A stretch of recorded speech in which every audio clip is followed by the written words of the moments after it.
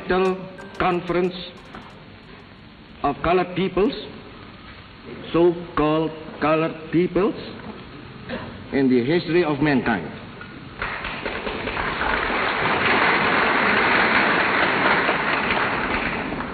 I am proud that my country is your host.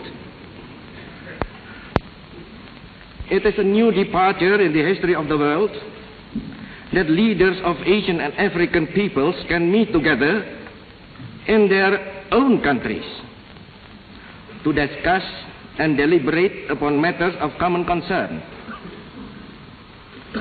Success.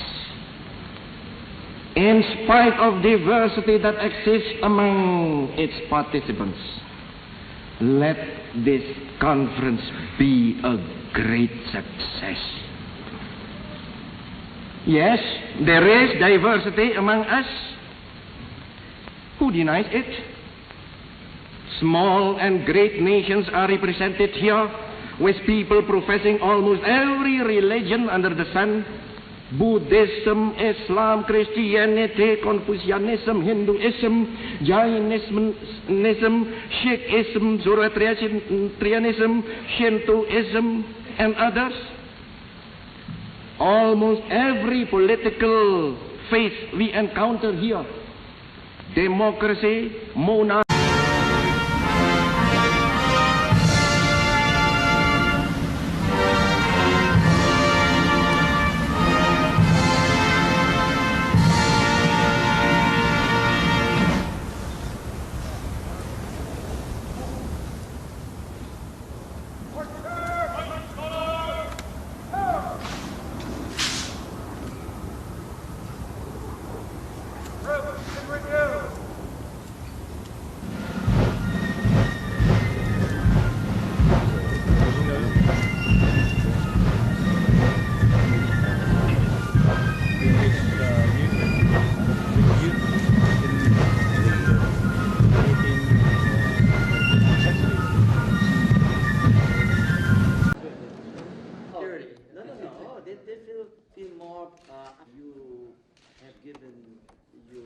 We are coming out of this problem, and if we come out, we'll be even better than before. Because we are going to learn from our mistakes and also from others' mistakes. And the best thing is to convince that you have to change if you have to face that problem and if you have to solve it. And indeed, time is money. And because of that, we are not allowed to waste our time.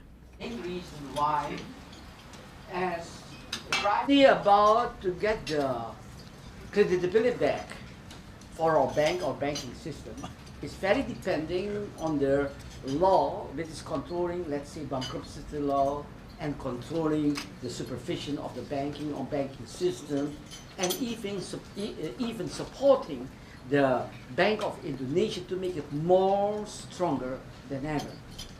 I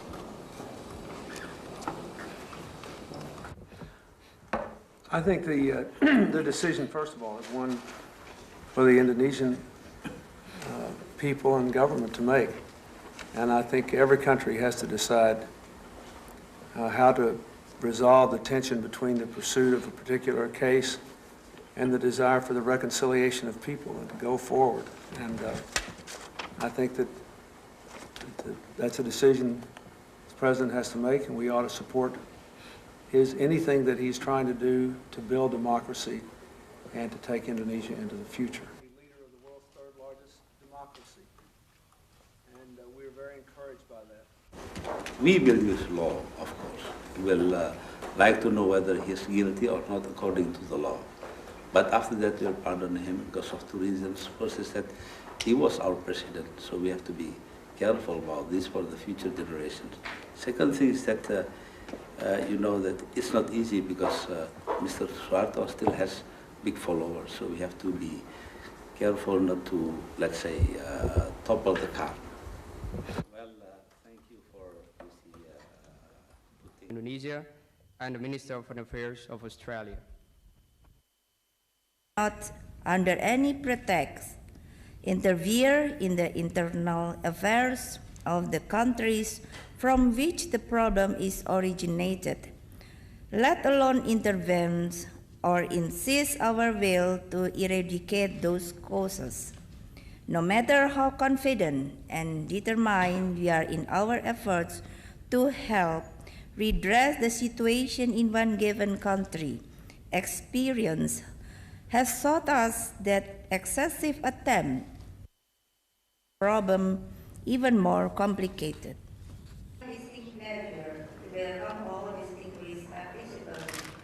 In this rapidly changing world, there are factors that make unilateral action ineffective.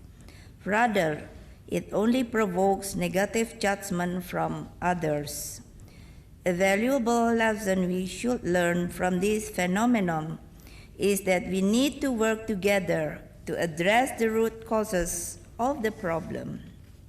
These connections, I also wish to inform you, Ibu President. We look at the picture of the problem.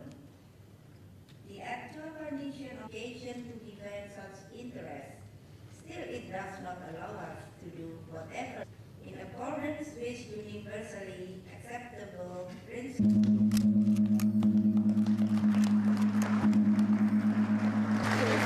Mr. Wahid from Foreign Ministry Department.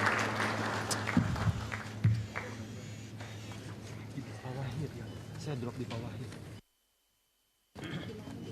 Welcome to the Oval Office. Mr. President, I'm also pleased to have the opportunity to meet you again after we met in Chile during the APEC meeting. As I have said during this meeting, that I do hope that our cooperation can be strengthened from time to time. And as we discuss on many subjects, the education, the economic cooperations, the counterterrorism, regional situation, and others, I strongly hope that Indonesia can continue its reforms, its democratizations, and its economic reconstruction. And I do hope that you could maintain your contribution and support to us in continuing our reforms and democratizations.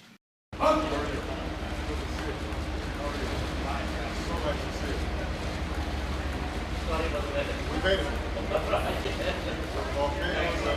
Storms and everything. So nice to see you. How are you? Good to see you. We're so glad to be here. Except I don't recognize that. Hey.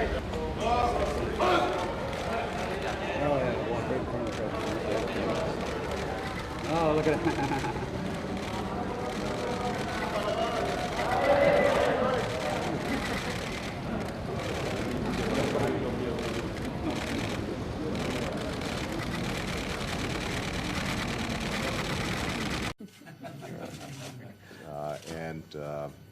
Again, I want to thank you, Mr. President, for your leadership and your commitment to improving ties between the United States and Indonesia. Thank you very much. Thank you. I look forward to welcoming President Obama to Indonesia next year, and he will be warmly welcomed by the Indonesian people. I thank you. Thank you so much. Thank you. Thank you. That is to free up our private sector, both domestic and foreign, from poorly conceived policies, excessive permitting and licensing. That's been slow. Do you still believe in public-private partnerships? Thank you very much. Thank you. I want to test my minister. Please answer the question. Pak Tom.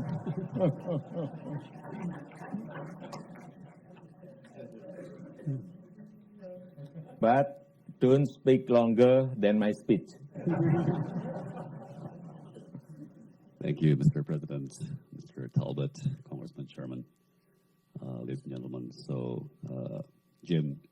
First and most importantly, I need to deliver to you warm greeting from your million of fans in Indonesia. Thank you. They are only interested in one thing: when can they personally welcome you to Indonesia? We'll get there. We'll get there. That's a place I'd like to go, actually. I can get into serious trouble if I don't bring back some good news for your million of fans in Indonesia. Okay. Second, I want